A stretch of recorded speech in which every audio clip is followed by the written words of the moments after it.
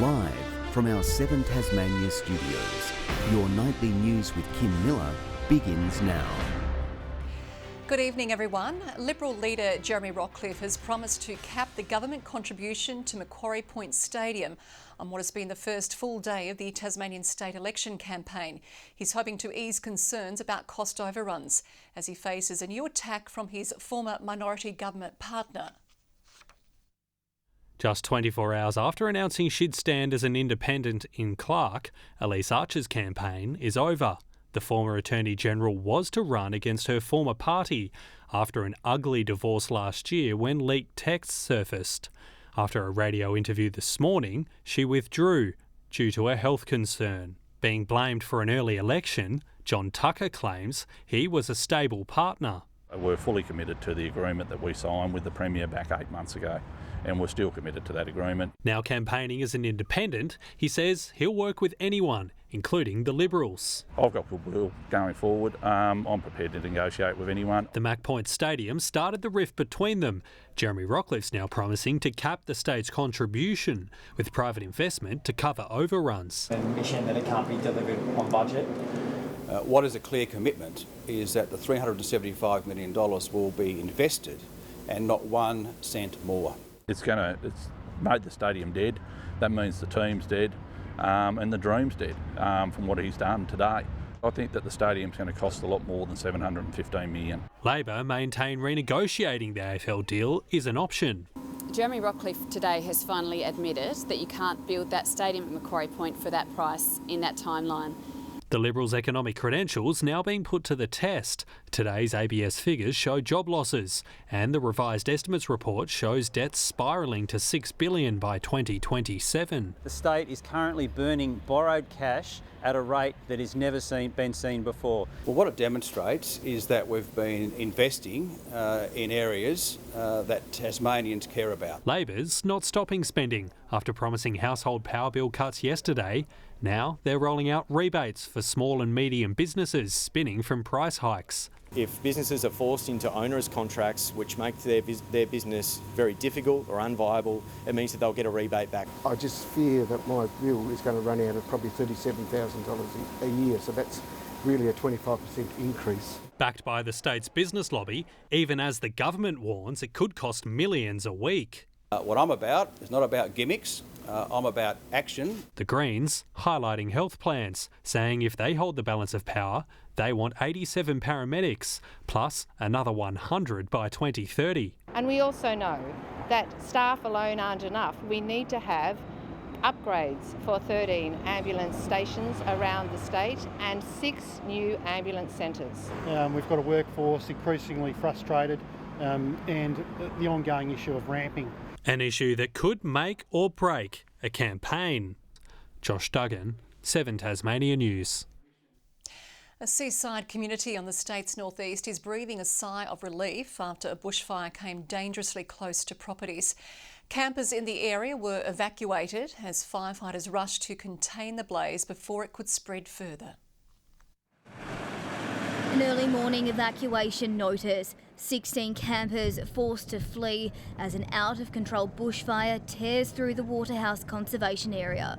At around 4:30 this morning that there was a large fire seen around the Tomahawk area. Campers and local residents were evacuated from the area. We're very confident that everyone has been contacted and everyone has been removed from the area.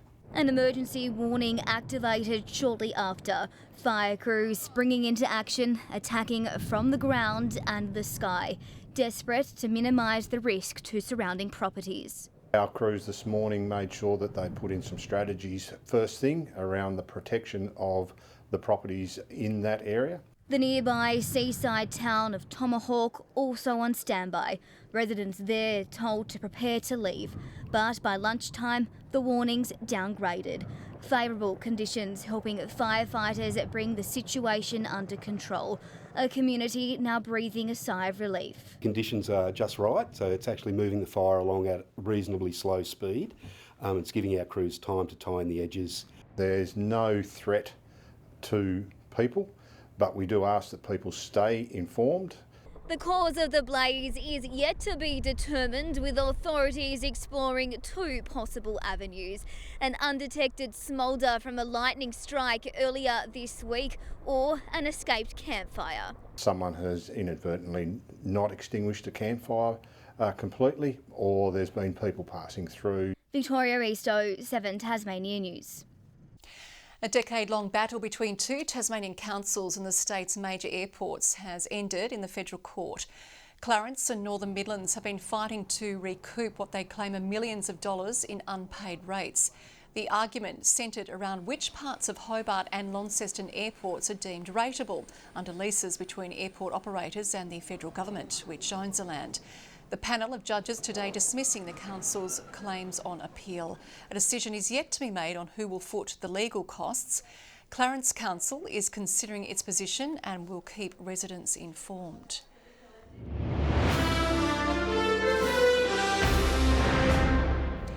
Harrowing new details about a fatal Christmas Day stabbing 2 years ago in Mornington have come to light. Charged with murder, Darren Wake was forced to listen as his ex-wife's family spoke of its constant suffering since her death. A family, one member short, after 52-year-old Rachel Wake was allegedly murdered by ex-husband Darren Wake on Christmas Day 2 years ago. Now 61 years old, the accused recently changed his plea to guilty, telling police he had been attempting to see his teenage son. Shouting at Darren to leave her house when the feeling wasn't mutual, Rachel was stabbed 17 times in the neck and chest with a knife almost 30 centimetres long. The 000 phone call played to the Supreme Court, Darren telling the receiver, "I've just killed someone. I'm doing CPR. There's an enormous amount of blood." Rachel's mother today putting her pain into words. "When the telephone rings, I pray I will hear, 'Hi, it's me,' but I don't, and I never will again." Rachel's brother adding no mum should ever have to choose a grave block for their children. Last to deliver an emotional victim impact statement was daughter Romany Wake, now plagued with complex post-traumatic disorder and survivor's guilt. Just 19 years old when her mother was killed before her eyes, Romany says she's lost her biggest supporter and only light in her life, and is still finding drops of blood around the house. Director of Public Prosecutions Daryl Coates telling Justice Helen Wood, although it was not premeditated, it was an intentional killing when he knew her children were nearby. Darren's lawyer Fabiano Cangelosi didn't dispute the facts but requested an adjournment until March while he investigates a matter only disclosed to the judge. Brianna Boylan, 7 Tasmania News. A major American rock band has touched down in Hobart as the Foma Festival kicks off for another year. Organisers promising everything wacky and wonderful over 3 weekends of bands, food and music. Queens of the Stone Age walking across the lawn they'll perform in front of tomorrow night. When the Australian tour was, we started talking about it, was we have to play Hobart. The band, part of this year's Foma Festival, set to host an intimate performance at the Nolan Gallery tonight, promising a different vibe to their 2018 performance at the same spot.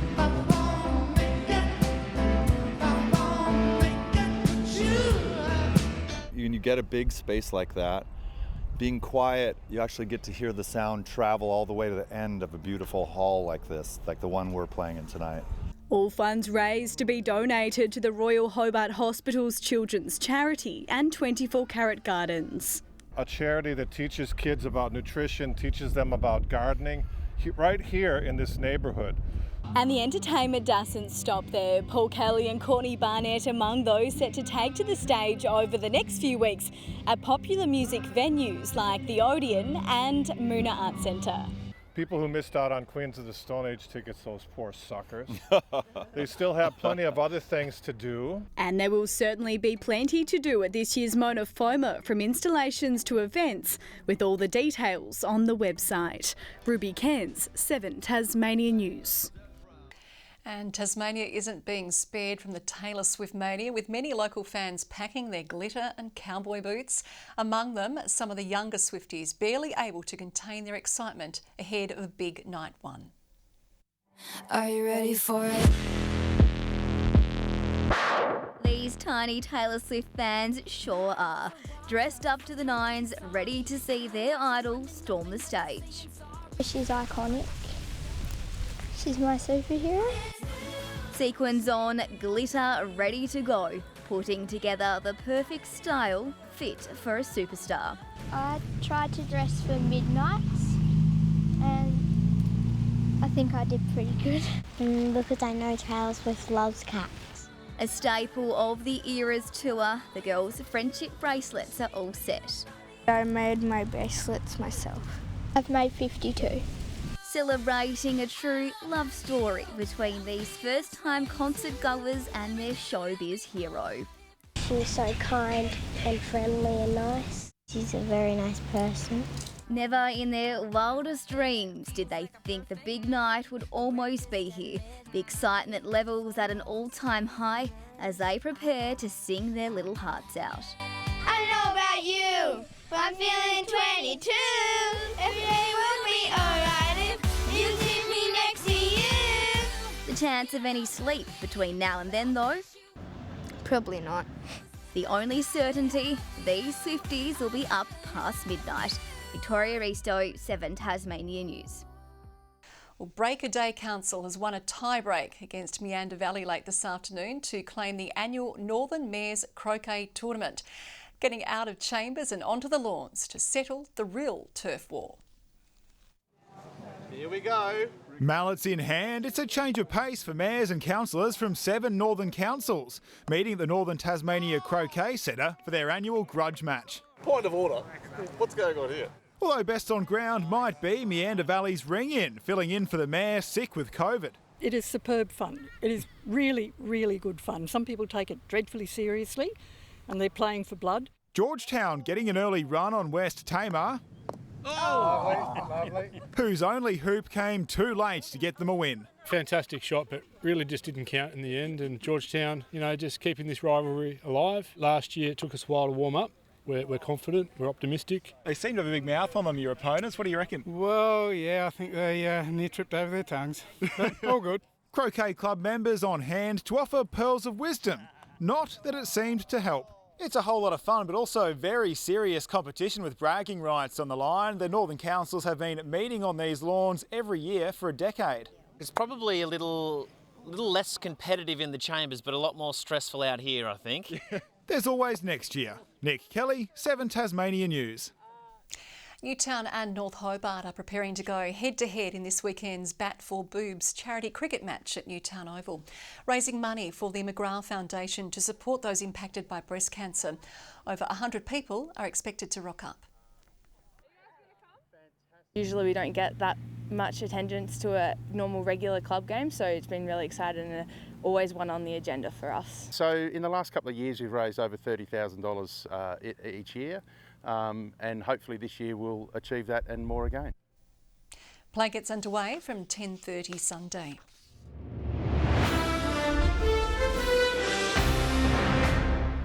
Win or not on Saturday, the Jack Jumpers will make the finals play-in tournament regardless. But ladder position aside, there's an even better reason they'd love to beat the Wildcats. The Jackies have beaten every club so far this season, except the Wildcats. But in the lead up to Saturday's game, they're throwing support behind those fighting an even tougher opponent.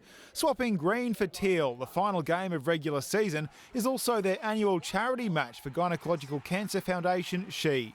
Its founder, Jo Harris, sadly lost her battle last April. We want to take on her legacy and continue her fight to give better care, better facilities for women suffering this. Jo's husband, Scott, firing up the team. Not that they need it. I've lost 2 family members to cancer, so this is quite to my heart, and the Harris family has become family over the last 2 or 3 years. After a shaky run to finals, the hard work is still to come for the Jackies, but the coach won't be changing a thing. Well, I just don't believe in messing with the basketball gods. I think that if you start manipulating games and starting to arrest people and doing those kind of things, in my long history of doing this, karmas can come back and creep up on you. After a roller coaster season, he's glad that things are coming together right at the crucial moment. For me, that's where I get my thrill out of. The games are not as exciting to me as far as the winning and losing, but really the excitement of seeing our players gel win games, Jack McVeigh celebrating, Magnet being healthy. Those things are wins for me. After yesterday's disappointing Marsh Cup loss, the Tigers play Western Australia again tomorrow in a crucial Sheffield Shield encounter. With a finger hold on ladder leadership, their final 3 matches at Blunston can make or break the season. 3 games here to finish the year. We're really confident that we can play really good cricket here, and we know other teams don't really look forward to coming down here, so it's a win-win for us. They'll play without Mac Wright, who suffered a knee injury, and Mitch Owens to a side injury mid-match yesterday. Mac's housemate, Gabe Bell, is giving him some space. He's in crutches. I haven't spoken to him. I just wanted to give him a bit of time just to gather his thoughts, and I just don't want to push it. I know coming off a couple of sort of long-term injuries, last thing you want is 30 blokes texting you saying how you're going. Meanwhile, the Tigers women's squad is back on home soil after their dead rubber loss to Victoria. Confident they can bounce back from the 24-run defeat to claim their 3rd straight WNCL title. We've already created history over the last 2 years, so it's another chance to create some more history down here in Tasmania. So everyone's really looking forward to it, and hopefully we can get a pretty good crowd. That final is Saturday next week at Blunston. Good evening. Hobart the warmest today with 26 degrees. Launceston and Burnie 23 and Devonport recorded 21. Only the southeast had above average temperatures. Campania and Bushy Park 24. Friendly Beaches, Grove and Cressy 23. St Helens 22 and Smithton 21. Strawn, Lowhead and the Islands all 20 degrees. Scattered cloud over the west and through Bass Strait today, but no rainfall of any note recorded to 4 p.m. Cloud with a tropical low is over the Gulf of Carpentaria. Low cloud is over coastal New South Wales with a little more inland. Tomorrow, not much change in the pattern with troughs and lows to the north and a large high running the show in the south. West and northwesterly winds peaking at 20 knots over southern waters, lighter winds over the lakes, swells down to 2.5 metres, so no warnings to tell you about. Here's tomorrow's forecast, partly cloudy for Hobart and 26, 25 for Huonville, warming up to 27 in Campania, fine and partly cloudy. Sunny for Launceston and 27, 23 the high for Devonport, nice day for Georgetown, 24 the maximum. 23 for Burnie, a shower clearing from Strawn, so fine in the afternoon, 21 and 25 for Wynyard. St Helens 25 and mostly sunny, bit of cloud but fine for Swansea, 24 and 25 for Port Arthur.